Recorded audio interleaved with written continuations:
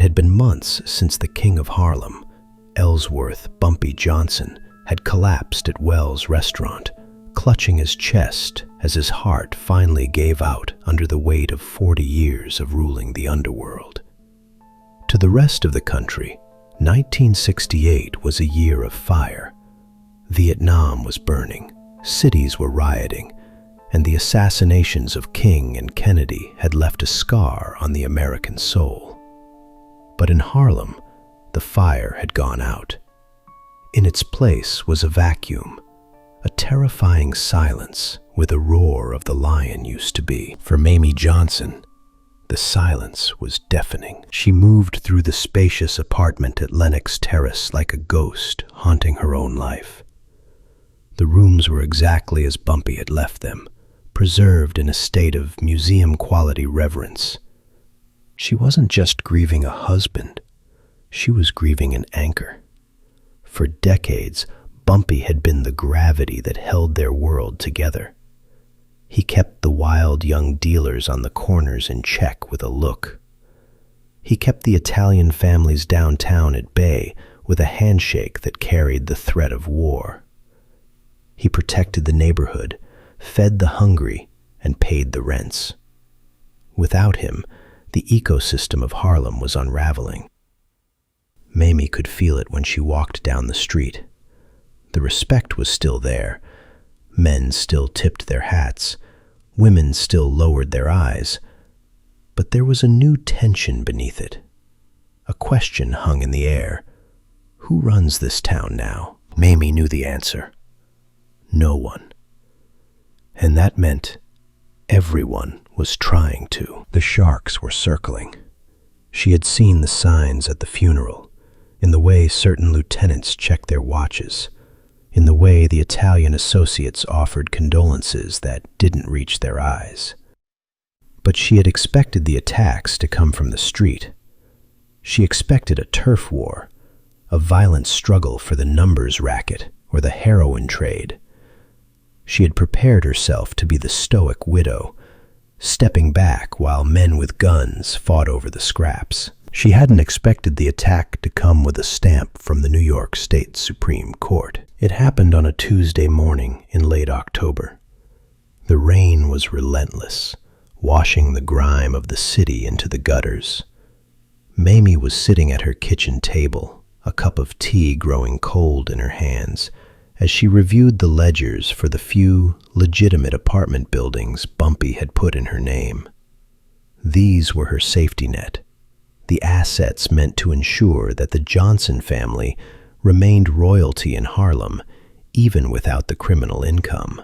A knock at the door shattered the quiet. Mamie opened the door, her expression impassive. "Yes?" "Mrs. Ellsworth Johnson?" the man squeaked, rain dripping from the brim of his hat onto the hallway carpet. "I am Mrs. Johnson," she said, her voice carrying the natural authority of a woman who had spent 40 years married to the most dangerous man in New York. I have been instructed to serve you with these legal documents," the man stammered. He thrust a thick, sealed manila envelope into her hands, not waiting for a signature, not waiting for a response. He turned and practically ran toward the elevator, hitting the button repeatedly as if the devil himself were behind the door. Mamie closed the door and locked it, the heavy thud of the deadbolt echoing in the empty apartment. She carried the envelope to the kitchen table. Her hands were steady, but her heart was beating a slow, heavy drum against her ribs. She used Bumpy's silver letter opener to slice the seal. Inside was a stack of legal papers, dense with typed jargon, and stamped with the official seal of the court. Mamie put on her reading glasses and began to scan the text. Plaintiff, Dolores Miller. The name hit her like a physical blow. Dolores, the girl from the funeral, the showgirl who had caused such a spectacle, throwing herself onto Bumpy's casket, wailing about her baby, trying to steal the last moment of dignity Bumpy had left. Mamie remembered the feel of the girl's cheap synthetic wig in her gloved hand. She remembered the satisfaction of dragging her away from the hearse and banishing her into the crowd. She had thought the girl was gone, chased away by shame, run off to Chicago or down south to find another sponsor. But as Mamie read the document, the blood drained from her face. This wasn't a harassment suit. It wasn't a claim for emotional distress. Petition for spousal right of election against the estate of Ellsworth Johnson. Dolores Miller was suing for her statutory share. Half the money, half the buildings, half the legacy. And the basis of her claim was written in black and white on the second page, a phrase that made the room spin. Constructive marriage and spousal rights. Attached to the lawsuit was a photocopy of a document that looked terrifyingly official. It was a marriage certificate. It was dated 2 years prior, issued in Jersey City, New Jersey. It listed Ellsworth Raymond Johnson and Dolores Miller as lawfully wedded husband and wife. Mamie dropped the paper onto the table. It fluttered down, looking innocent and deadly. A lie, she whispered to the empty room. A dirty, filthy lie. Bumpy had been with her every day 2 years ago. He had barely tolerated Dolores, viewing her as a distraction, a bit of flattery for an aging man, a hobby. He would never have married her. Bumpy Johnson was a man of codes. He respected the institution of their marriage, his real marriage, too much to desecrate it with a secret ceremony to a girl who barely knew how to spell her own name. Bigamy was sloppy. Bigamy was disrespectful. Bumpy was many things, but he was never sloppy. But as Mamie stared at the document, a cold realization settled over her like frost. Dolores Miller, a girl who thought loud dresses and cheap perfume were the height of sophistication, did not have the brains to forge a document this convincing. She didn't have the connections to file a petition in the Supreme Court, and she certainly didn't have the money to hire the law firm listed on the letterhead. Goldman, Weiss, and Associates. Mamie knew that name. Bumpy had mentioned them before. They were a midtown firm, high-priced, ruthless. They represented construction unions, trucking companies, and men who held meetings in the back of social clubs in Little Italy and the Lower East Side. This wasn't Dolores. This was a weapon. Someone was holding the gun, and Dolores was just the bullet. Mamie didn't weep. She didn't throw the papers. She stood up and walked to the bedroom. She dressed with the precision of a soldier putting on armor. A navy blue suit, tailored and sharp. Pearls. Gloves. She called her lawyer, Arthur Cohen, a man who had known Bumpy since the 1930s. A man who knew where all the bodies were buried, legally speaking. "I'm coming down, Arthur," she said into the receiver, "and I'm bringing something you need to see. The vultures aren't waiting for the body to get cold." He sat at his massive desk, studying the papers Mamie had brought him. The rain lashed against the window pane, blurring the view of the city skyline. Mamie sat opposite him, her back straight, her hands folded in her lap. She waited. Finally, Arthur took off his glasses and rubbed the bridge of his nose. He let out a long, weary sigh. "Mamie," he said softly, "this is bad." "It's a forgery, Arthur," Mamie said, her voice like cut glass. "Bumpy never married that girl. You know it.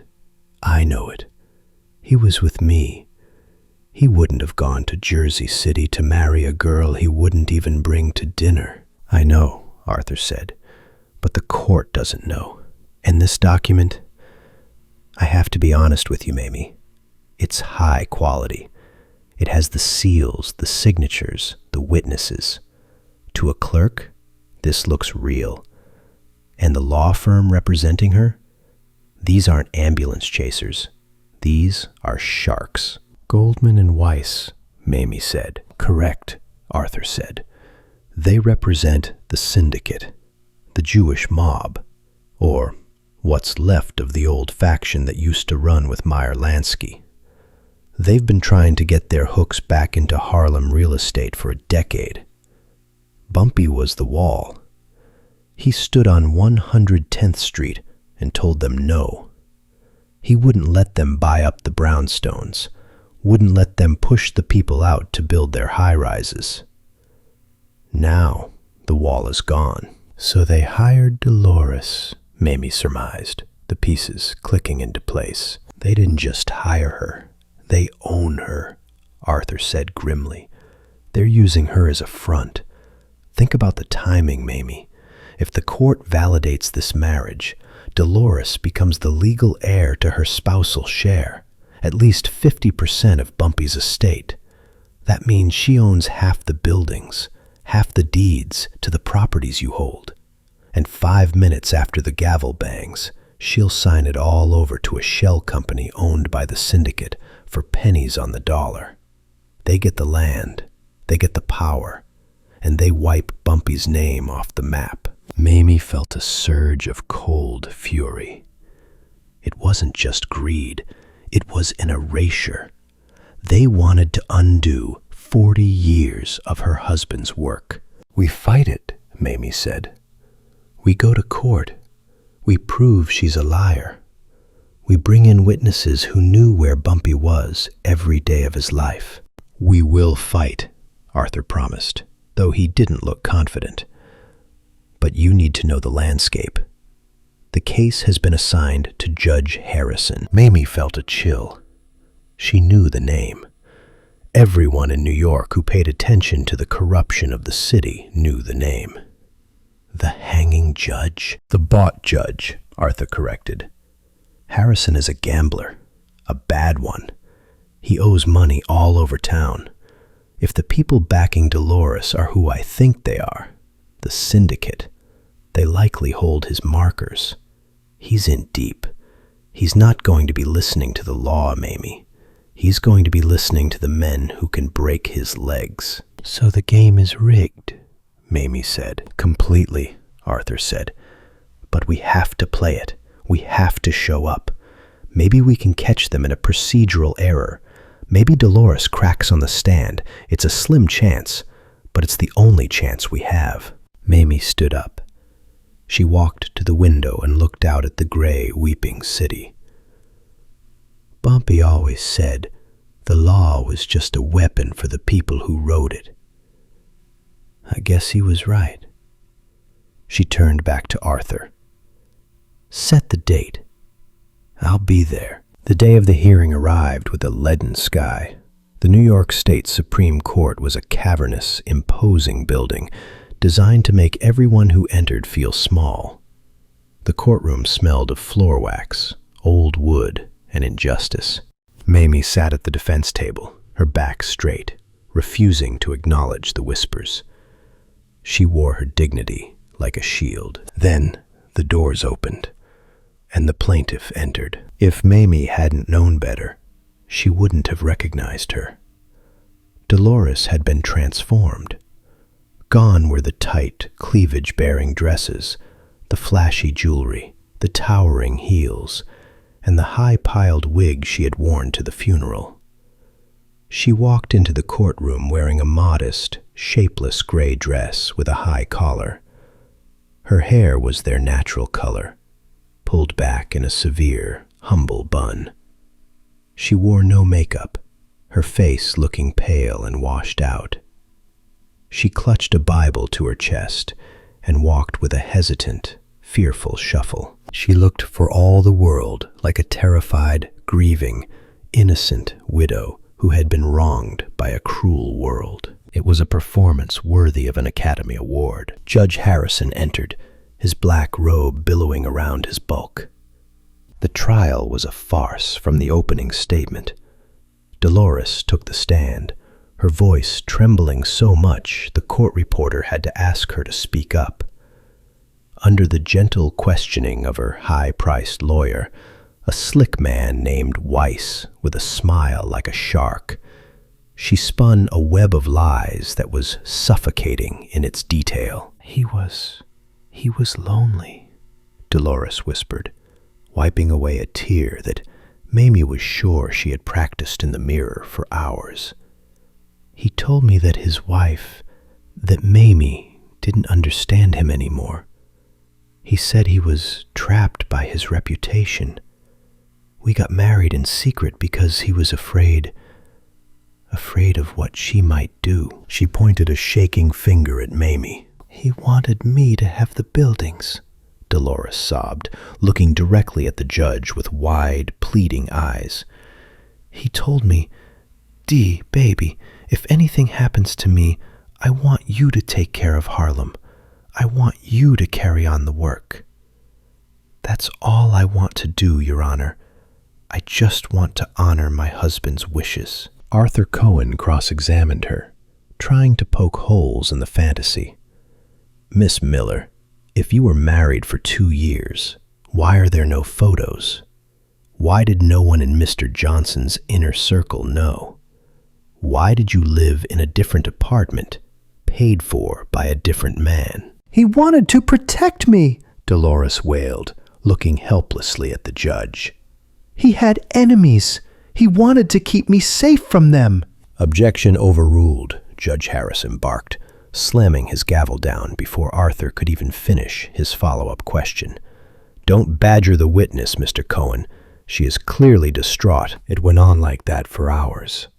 Every time Arthur tried to introduce evidence of the forgery, the ink analysis, the lack of proper seals, the judge ruled it inadmissible on a technicality. Every time he tried to bring up Bumpy's actual whereabouts on the date of the alleged wedding, the judge sustained an objection from Weiss. It was a slaughter. Mamie sat there, stone-faced, watching the machinery of corruption grind the truth into dust. She realized then that Arthur was right. This wasn't a trial. It was a transaction. The verdict had been decided before they even walked through the doors. The judge was terrified. The syndicate owned him. During the recess, Mamie walked out into the marble hallway to catch her breath. The air in the courtroom was stifling. Through the glass doors, she saw Dolores sitting at the plaintiff's table. The girl wasn't celebrating. She wasn't smiling. She looked sick. A man in a dark suit, one of the syndicate men from the back row, had leaned over the railing and was whispering something in her ear. He gripped her shoulder, his fingers digging into the fabric of her gray dress. Dolores was nodding frantically, her eyes wide with fear, her hands shaking as she gripped her water glass. Mamie realized the truth then. It hit her with the force of a revelation. Dolores wasn't the villain. She was a hostage. The syndicate had grabbed her, forced her into this role, promised her money or threatened her life. And now, she was riding a tiger she couldn't get off. If she won, they took the money and discarded her. If she lost, well, loose ends in the mob didn't tend to last long. Arthur came out of the courtroom, looking defeated. He wiped his forehead with a handkerchief. "Mamie, I have to be honest with you. It's over. Harrison is going to rule in her favor. I can feel it. He's going to validate the marriage certificate, and by tomorrow morning, you'll be sharing Bumpy's estate with the syndicate. They'll likely force a liquidation." "No," Mamie said. Her voice was quiet, but it had a hardness that made Arthur stop wiping his brow. "Mamie, legal options are running out. We can appeal, but that takes months, and by then, I'm done with legal options, Arthur," she said, cutting him off. "You go back in there, buy me time, ask for a recess, call a witness, read the phone book into the record. I don't care. Just keep that judge on the bench for another hour." "Where are you going?" Arthur asked, alarmed. "I'm going to make a phone call," Mamie said, adjusting her gloves. I'm going to handle this the way Bumpy would have handled it. The law has failed us, so now we go to the street. She walked down the hallway to a bank of payphones. She didn't use her home number. She knew the syndicate might be tapping the lines. She dropped a dime into the slot and dialed a number she hadn't called since the day Bumpy died. It rang and rang. Finally, a voice answered. It was rough, thick with sleep and perhaps a little whiskey. The voice of a man who had given up. Yeah? Junie, Mamie said. There was a silence on the other end. A long, heavy silence. Then, the sound of movement. A chair scraping. A glass being set down. Mrs. Johnson, is everything okay? No, Junie. Everything is not okay. Junie Bird, Bumpy's right hand. The man who had stood beside him in gunfights, in negotiations, in the quiet moments when the weight of the crown was too heavy. Since Bumpy's death, Junie had vanished. He had retreated into the bottom of a bottle, unable to face a world without his captain. He was a soldier without a war. But hearing Mamie's voice, the voice of the only woman Bumpy ever truly listened to, seemed to snap a wire in his brain. Where are you? Junie asked. The slur was gone. The soldier was waking up. I'm at the courthouse. They're trying to take it all, Junie. The syndicate. They've got a fake wife and a bought judge, and they're trying to steal Bumpy's name and everything he built. I'm on my way, Junie said, his voice dropping an octave. No, Mamie commanded. Meet me at the apartment, Lenox Terrace, 1 hour. Wear a suit. And Junie? Yes, ma'am? Bring your brain. I don't need a shooter. I need a ghost. Mamie returned to the courtroom just long enough to see Arthur launch into a desperate, rambling motion to dismiss. She caught Dolores's eye one last time. The girl looked like she was about to vomit. Mamie turned and walked out, leaving the farce behind. An hour later, Mamie opened the door of her apartment at Lenox Terrace. Junie Bird was standing there. He looked older than she remembered. He was thinner, his face gaunt, his eyes rimmed with red. But he had shaved. He was wearing a clean suit, one that hung a little loosely on his frame now. And he was holding his fedora in his hands with the reverence of a man entering a church. Mrs. Johnson, he said, stepping inside. He looked at the empty leather chair by the window, and his face crumbled for a split second before he steeled himself. I'm sorry I haven't been around. I couldn't face it. Not without him. I know, Junie, Mamie said gently. We all miss him. But morning time is over. We have work to do. They sat at the kitchen table, the same table where Bumpy used to plan his takeovers. Mamie laid it out for him. She explained the forged marriage certificate. She explained the syndicate's plan to seize the deeds and gentrify Harlem. She explained Judge Harrison's gambling debts. And Dolores? Junie asked, his voice dropping to a low growl, his knuckles whitening as he gripped the table. That girl. I should have handled her at the funeral. I should have put her on a bus to nowhere. She's scared, Junie, Mamie said. I saw her today. She's not doing this for the money. Not anymore. She's doing it because they told her she has to. They're using her. But that means she's the weak link. You want me to take her out? Junie asked. It wasn't a threat. It was a simple, tactical question from a man who had solved problems with violence for 30 years. No, Mamie said firmly. We don't kill women. Bumpy didn't, and we don't. Besides, if she dies, the paperwork is still there. The judge will just rule in favor of her estate, which the syndicate probably controls already. We need her to talk. We need her to drop the suit. We need her to admit it's a lie. She won't talk if they've got a gun to her head, Junie said. She will if she realizes we're scarier than they are, Mamie said, her eyes hard. But we need leverage. A girl like Dolores doesn't walk into a scheme like this without an insurance policy.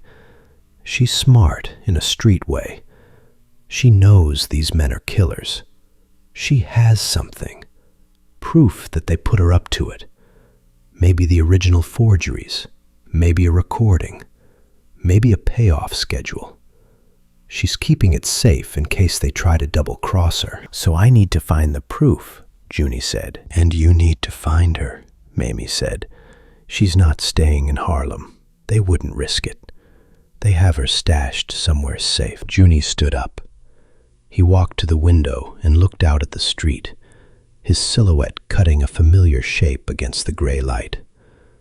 He reached into his pocket and pulled out a pack of cigarettes, tapping one against his knuckle before remembering where he was and putting it back. I know how these guys operate, Junie said, his mind working through the old maps of the city.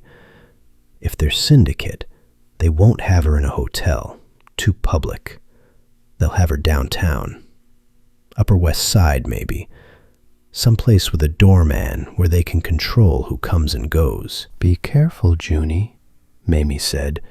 This isn't the old days. These men have the law in their pocket. Junie turned to her. His eyes were cold, hard flint. It's the last thing I'll ever have to do for him, Mrs. Johnson. I'd do anything for Bumpy.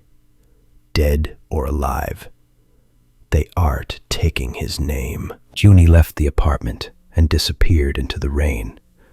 For 2 days he was a ghost. He didn't go to the usual spots. He didn't go to the bars where people knew his face. He went to the fringes. He squeezed the old informants who owed Bumpy favors. He tracked the black sedans that ferried the lawyers from the courthouse. He followed the money and the muscle. It took 48 hours of sleepless hunting. The trail led him away from Harlem to a building on West 81st Street. It was a nice place, too nice for Dolores Miller. It had a marble lobby and a doorman in a uniform. Junie sat in his car across the street, watching through the rain-streaked windshield. He saw the car parked out front, a black Lincoln with 2 men in the front seat reading newspapers. They weren't cops. They were soldiers, syndicate muscle. They were babysitters, making sure their star witness didn't get cold feet and run before the final verdict. Night fell. The streetlights flickered on, reflecting in the puddles. Junie watched the rhythm of the building. He watched the shift changes. He watched the delivery boys coming and going. He had the location. Apartment 4B. Junie went back to his car and waited. He checked his watch. It was 2 a.m. The city was asleep, but the men in the Lincoln were awake, watching the front door. They expected an attack from the street. They expected a lawyer. They didn't expect a ghost from Harlem coming from the sky. Junie moved to the alleyway behind the building. He reached the 4th floor. The window was dark but cracked open slightly to let in the cool air to combat the building's radiator heat. Through the gap, he could hear the faint sound of a radio playing soft jazz. He peered inside. He could see a silhouette sitting at a vanity table, illuminated by the street lamp outside. It was Dolores. She was wearing a silk robe, smoking a cigarette, her hand trembling so hard the smoke curled in jagged lines. She was staring at herself in the mirror, stripping off the modest makeup she wore for court, revealing the terrified girl underneath. She looked trapped. She looked like a woman waiting for the executioner. Junie tested the window. It slid up silently. He stepped over the sill and onto the carpet. He didn't make a sound.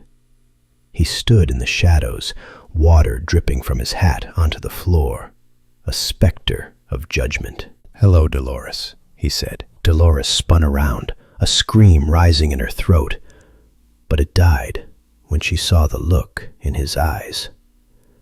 It wasn't the look of a killer. It was the look of history.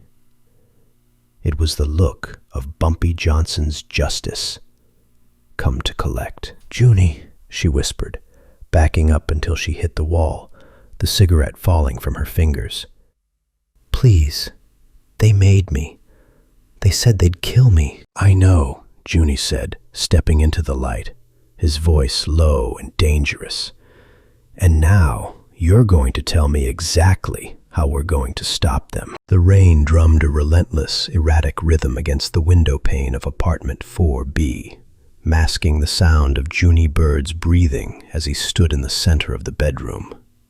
The air inside smelled of stale cigarette smoke, expensive perfume, and fear. A cocktail Junie had smelled 1,000 times in the back rooms of Harlem clubs and the interrogation rooms of police precincts. But here, on the Upper West Side, amidst the silk drapes and the plush carpeting of a gilded cage, the scent was sharper.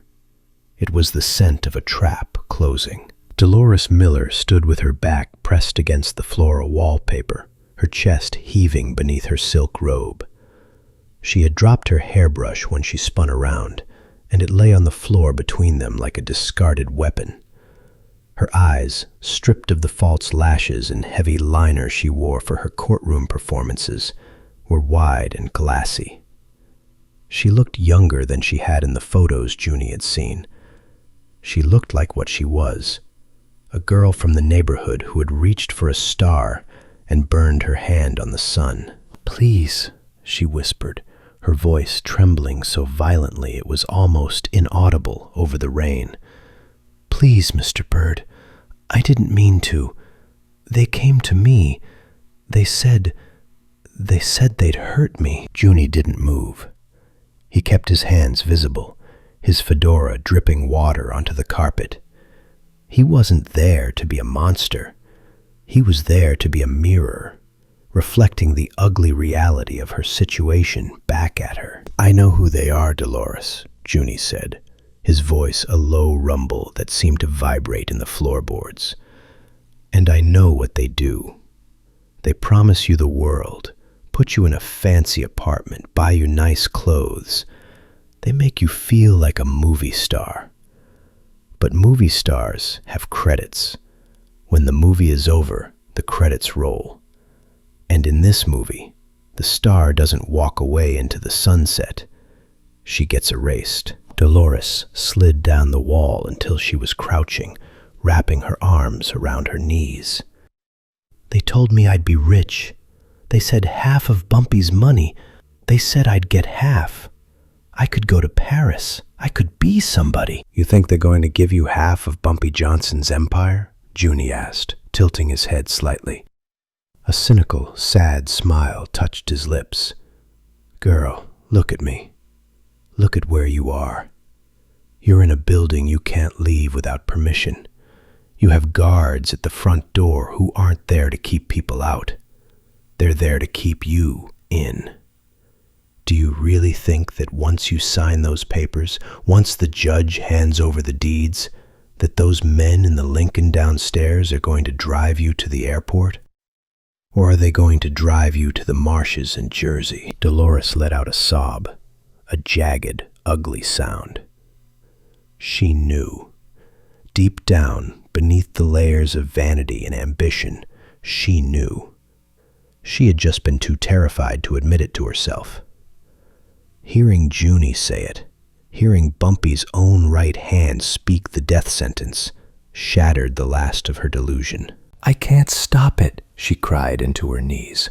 "I can't. If I don't testify tomorrow, if I don't stick to the story, they'll kill me. They told me.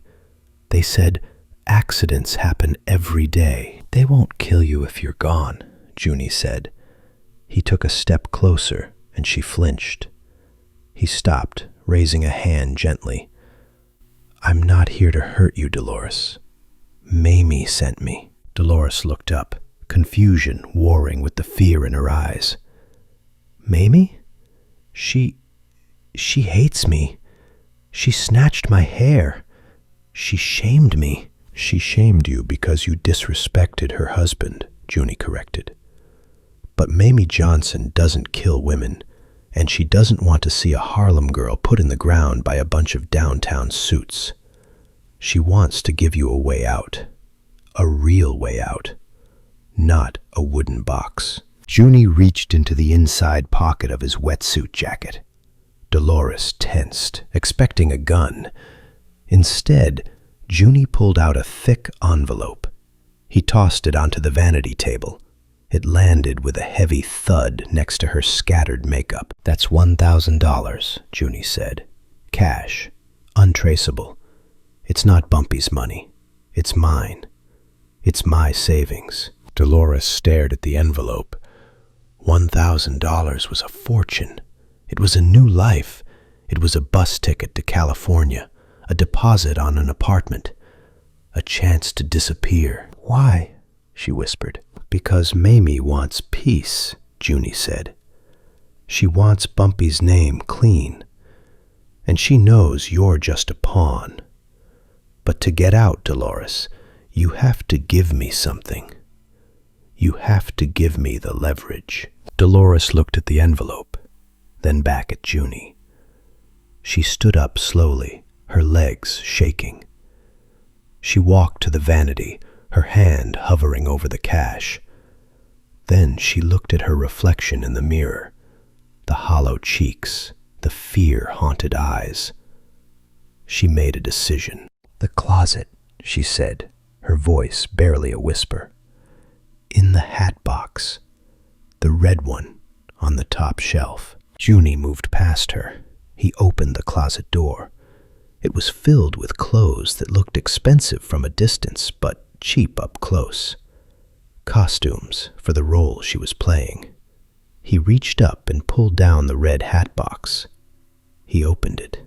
Inside, nestled beneath layers of tissue paper, was a manila folder and a compact portable tape recorder, a Norelco carrycorder, the kind reporters used. Junie opened the folder.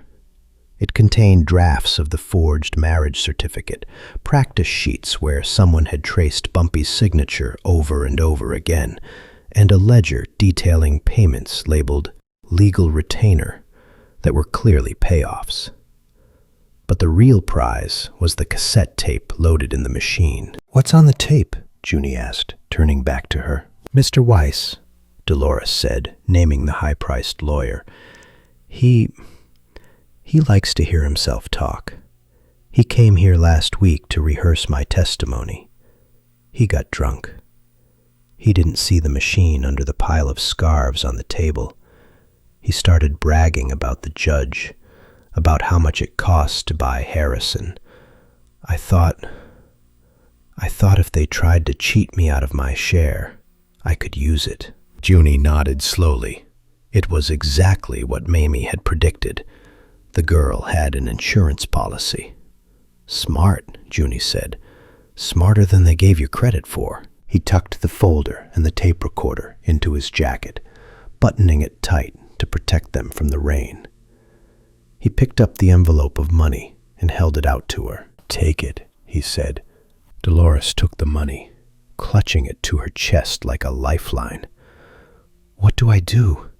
If I just leave, the men downstairs. We're going to make this look real, Junie said. He looked around the room. I'm going to gouge the windowsill from the outside. I'm going to toss the room.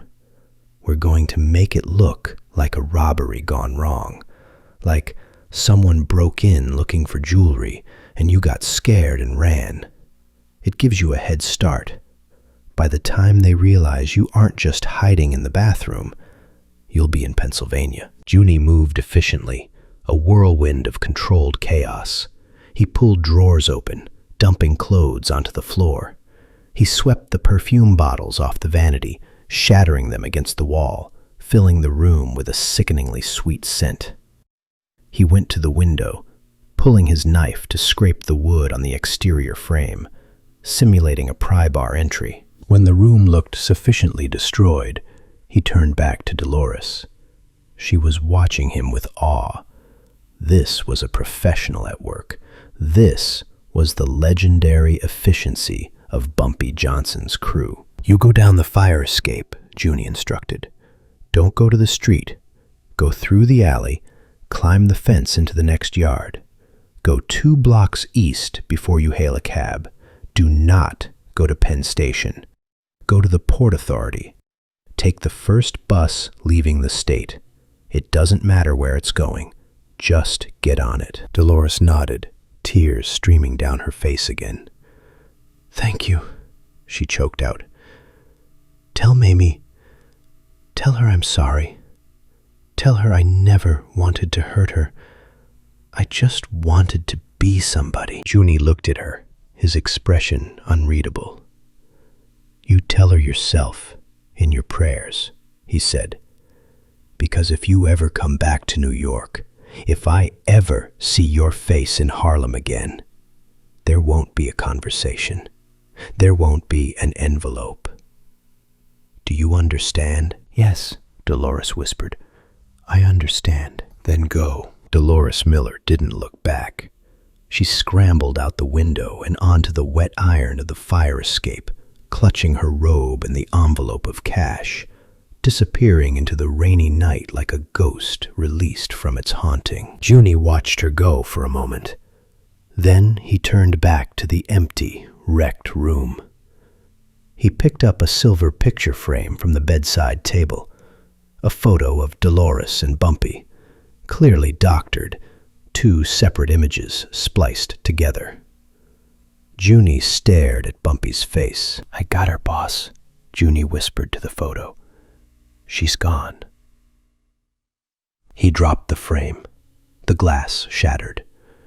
Then Junie Bird slipped out the window and back into the shadows, carrying the truth in his pocket. The next morning, the rain had stopped, leaving behind a sky the color of a bruised plum. Harlem was waking up, the streets slick and shining, the air thick with the smell of wet pavement and coffee. Mamie Johnson was already awake. She hadn't slept. She sat in the living room of the Lenox Terrace apartment, fully dressed in her court clothes, a black suit this time, severe and mourning, staring at the clock. 7 a.m. Court convened at 9. She hadn't heard from Junie. The silence was a heavy weight in her stomach. Had he been caught? Had the men in the Lincoln seen him? Was he lying in an alley somewhere, another casualty of the war for Bumpy's legacy? A key turned in the lock. Mamie stood up, her hand going to her throat. The door opened, and Junie Bird walked in. He looked exhausted. His suit was wrinkled and damp, his shoes muddied. He hadn't been home. He looked like a man who had walked through hell to get to her doorstep, but his eyes were clear. "Junie," Mamie breathed. Junie didn't speak. He walked to the coffee table and reached into his jacket. He pulled out the manila folder and the Norelco tape recorder. He placed them gently on the polished wood next to Bumpy's chessboard. "She's gone," Junie said, his voice raspy. "On a bus to Ohio or maybe Kentucky. Doesn't matter. She isn't coming back." Mamie looked at the items on the table. She reached out and touched the folder. "And this?" "Everything," Junie said. "Drafts of the forgery, payment ledgers, and a tape. Her lawyer, Weiss, bragging about buying Judge Harrison. It's all there, Mrs. Johnson. It's a full house." Mamie closed her eyes and let out a long, shuddering breath. The tension that had been holding her spine rigid for weeks suddenly released, leaving her momentarily weak. She sank back onto the sofa. "You did it," she whispered. "We did it," Junie corrected. He stood awkwardly in the center of the room, shifting his weight. I gave her the money, the $1,000. Mamie looked up at him. She knew Junie wasn't a rich man. Bumpy had taken care of him, but Junie was generous to a fault, always giving to the neighborhood, always picking up the tab. That $1,000 was likely his entire life savings. "I will pay you back, Junie," Mamie said firmly. "Today, I'll go to the safe." Junie shook his head. "No, ma'am, you keep your money. You're going to need it to keep the buildings up. That money, that was my penance for not being there when Bumpy died, for hiding in a bottle these last few months. It was the price of my ticket back to the land of the living." Mamie stood up and walked over to him. She reached out and took his rough, scarred hands in her gloved ones. She squeezed them tight. "Bumpy loved you, Junie," she said softly. "He told me once that you were the only man he trusted to carry his coffin. You didn't owe him a penance. You just owed him your survival." Junie looked down, blinking rapidly, fighting back tears that a man of his reputation wasn't supposed to shed. He pulled his hands back gently and straightened his tie, trying to smooth out the wrinkles in his jacket. "We better get going," he said, clearing his throat. "I'll wash my face in the bathroom. Don't want to keep the judge waiting." The courtroom was buzzing with a different kind of energy that morning. The air was electric with anticipation. The reporters were whispering, sensing blood in the water. The men in the dark suits, the syndicate representatives, looked relaxed, confident. They were chatting amongst themselves, sharing quiet jokes, acting like men who had already won the bet and were just waiting to collect their winnings. Arthur Cohen was pacing by the defense table, checking his watch every 30 seconds. He looked pale. When Mamie walked in, flanked by Junie Bird, Arthur rushed over. "Mamie, where have you been? Who is this?" Arthur looked at Junie with apprehension. Junie's presence was formidable. Even in a rumpled suit with dark circles under his eyes, he radiated a dangerous, coiled energy that made the lawyer nervous. "This is Mr. Bird," Mamie said calmly. "He's an associate of my late husband, and he's carrying our closing argument." Mamie sat down. She placed her purse on the table. Junie sat behind her in the first row of the gallery, directly behind the defense table. He crossed his arms and stared at the back of the syndicate men's heads. 9:15 a.m. The bailiff called. "All rise!" Judge Harrison swept in. He looked worse than he had the day before. His face was blotchy, his eyes bloodshot. He looked like a man who hadn't slept, a man who knew he was about to commit a crime in the name of the law. He sat down heavily and banged his gavel. "Court is in session," Harrison mumbled. "Continuation of the matter of the estate of Ellsworth Johnson. Is the plaintiff ready?" Mr. Weiss, the slick lawyer with the shark smile, stood up. He adjusted his cufflinks, looking every inch the master of the universe. "The plaintiff is ready, Your Honor. We intend to call Mrs. Miller back to the stand for redirect." Weiss turned to look at the doors, expecting his star witness to walk in, humble and gray-clad. The doors didn't open. Weiss frowned. He checked his watch. He looked back at the syndicate men in the rear.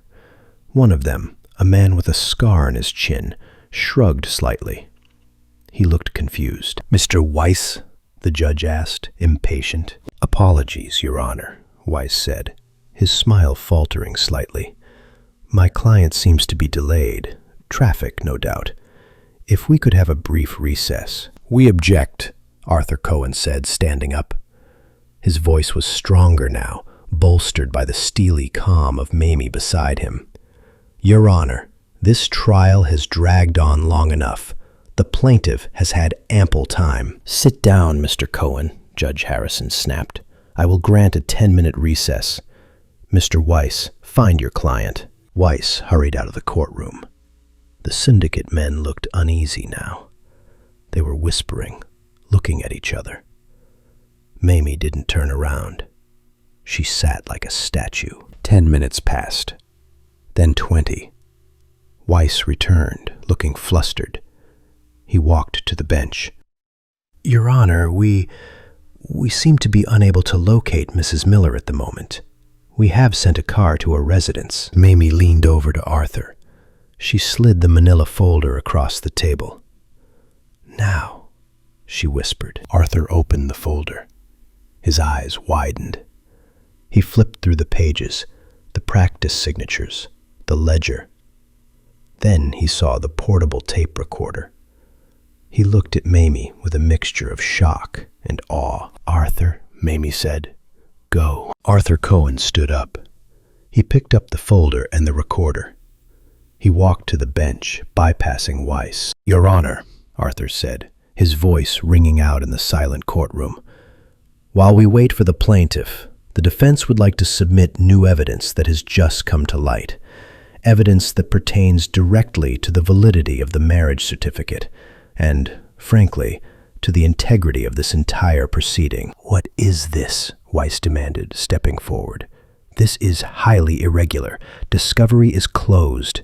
"This isn't discovery," Arthur said, turning to glare at Weiss. "This is proof of fraud. Massive, coordinated fraud." Arthur handed the folder to the bailiff, who passed it to the judge. "In that folder, Your Honor, you will find practice sheets where the plaintiff practiced forging the decedent's signature. You will find a ledger detailing payments from Mr. Weiss's firm to the plaintiff under the heading of acting services." The courtroom erupted. The reporters were on their feet. Weiss turned pale.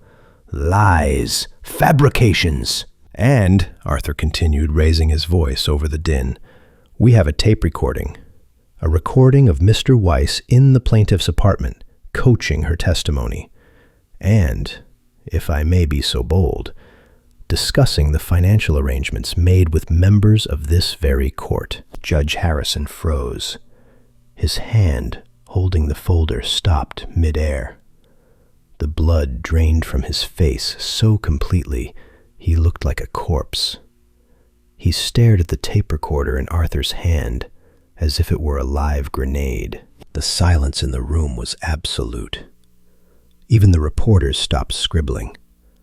The syndicate men in the back were frozen, their eyes locked on the judge. They knew. In that split second, they knew the game was up. If that tape was played, if the judge let Arthur hit play in front of the press, it wasn't just the case that was lost. It was prison. It was the end of careers. It was a federal investigation. Judge Harrison looked up. His eyes met Mamie's. She was sitting perfectly still, her hands folded. She looked at him with a gaze that was neither angry nor triumphant. It was simply inevitable. She was the queen of Harlem, and she was watching a peasant try to wear a crown. Her look said everything. Play the tape, and you go to jail. Dismiss the case, and you might survive the day. Harrison swallowed hard. His Adam's apple bobbed. He looked at Weiss, who was shaking his head frantically, mouthing the word no. He looked at the syndicate men, who were already standing up, buttoning their jackets, preparing to flee the sinking ship. Judge Harrison closed the folder. He didn't look inside. He didn't ask to hear the tape. He handed the folder back to the bailiff with a trembling hand. "Mr. Weiss," the judge croaked. His voice failed him, and he had to clear his throat. "Mr. Weiss, in light of the absence of your client and the serious nature of these allegations—" "Your Honor, I demand," Weiss started. "You are in no position to demand anything," Harrison roared, his fear turning into performative anger to save his own skin. He slammed the gavel down, the sound cracking like a pistol shot. "This court will not be made a mockery of. Without the plaintiff present to refute these claims, I have no choice. The petition for spousal election is denied with prejudice. The marriage certificate is ruled invalid. This case is dismissed." "Dismissed?" Weiss squeaked. "Dismissed," Harrison shouted. "And I am referring this matter to the district attorney's office for investigation into fraud and perjury. Bailiff, clear the court." It was chaos. The reporters were shouting questions. Weiss was shoving his papers into his briefcase, trying to escape before he was arrested. The syndicate men in the back didn't wait. They turned and marched out the doors, their faces grim masks of defeat. They didn't look at Mamie. They knew better. They had taken a shot at the king's widow, and they had missed. Arthur Cohen slumped against the defense table, exhaling a breath he felt like he'd been holding for a month. "My God, Mamie," he whispered. "You did it." Mamie stood up. She picked up her purse. She looked at the judge, who was practically running toward his chambers to call his bookie or his lawyer or a priest. Then she turned to the gallery. Junie Bird was standing there. He tipped his fedora to her. A small, rare smile touched his lips. Mamie walked through the swinging gate of the defense area. She didn't stop to talk to the reporters who were crowding the aisle. She walked straight to Junie. "Walk me out, Mr. Bird," she said. "Yes, ma'am," Junie said. He offered her his arm. Together, the widow and the soldier walked down the center aisle of the courtroom. The crowd parted for them. Flashbulbs popped, capturing the image of dignity and loyalty amidst the wreckage of corruption. They walked out of the heavy oak doors and into the marble hallway, leaving the smell of fear behind them. Outside, the sun had finally broken through the clouds. The steps of the courthouse were drying, steam rising from the pavement. The air was crisp and cold, carrying the scent of autumn leaves and exhaust fumes. Mamie stopped at the bottom of the steps. The noise of the city, the traffic, the sirens, the shouting, washed over her. But for the first time in months, it didn't feel chaotic. It felt like life. She turned to Junie. "You saved us, Junie. You saved Bumpy's legacy." Junie shook his head, lighting a cigarette with cupped hands. "I just delivered the mail, Mrs. Johnson. You wrote the letter." Bumpy, he would have been proud. He would have laughed to see Weiss's face turn that color. "He would have," Mamie agreed. A smile touched her lips, genuine and warm. "He would have called it the Harlem Shuffle." "What happens now?" Junie asked, exhaling smoke. "The syndicate won't give up forever." "No," Mamie said, "they won't. But they won't come back today, and they won't come back tomorrow. And when they do come back, we'll be ready. We kept the buildings, Junie. We kept the home. As long as we have that, Bumpy isn't really gone." Junie nodded. "I'll be around, Mrs. Johnson. I'm done with the bottle. If you need anything at all." "I know, Junie," she said. "Come by for dinner on Sunday. I'm making chicken." "I'd like that," Junie said. He tipped his hat again and turned to walk toward the subway, his stride long and purposeful. A man who had found his mission again. Mamie watched him go until he disappeared into the crowd. Then she turned and looked uptown toward Harlem. She could feel the presence of Bumpy beside her, not as a weight of grief, but as a source of strength. She thought of the chessboard in the living room, the game frozen in time. Tonight, she decided, she would move a piece. She would finish the game. She took a deep breath of the cold city air. A single tear tracked down her cheek, hot and salt heavy. She didn't wipe it away. She let it fall, an offering to the pavement, a final goodbye to the chaos of the past few weeks. "Rest easy, Ellsworth," she whispered. "I got it from here." Mamie Johnson adjusted her gloves, hailed a taxi and headed home to Lennox Terrace.